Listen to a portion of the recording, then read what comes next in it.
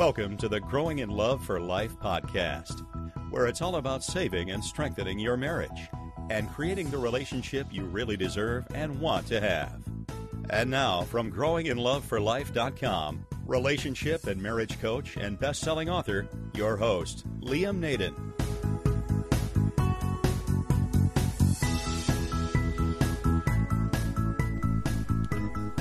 Welcome back. It's Liam Naden here again, and in this episode I'm going to be talking about another critical component of a great marriage.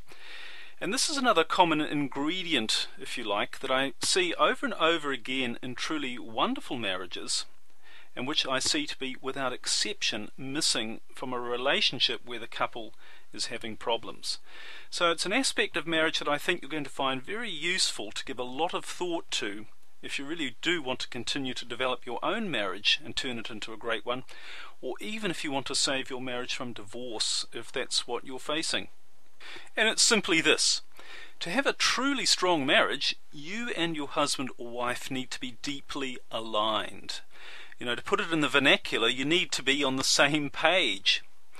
And to understand why this is so important, think of it like this. Imagine that the two of you and your husband or your wife are on a bike ride, and you're riding side by side down a long road. So there the two of you are, you're enjoying the ride, you're enjoying the scenery and what's happening around you, you're enjoying the feeling of maybe the wind on your body and just the whole experience of the ride. And at the same time you're sharing thoughts together and you're having a conversation with each other as you're riding along. Now this is a shared journey, isn't it? You're travelling together and you're both heading for the same destination.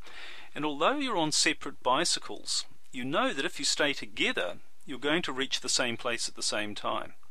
And not only that, but you're going to have enjoyed the ride all the more because you've shared essentially what is the same experience together.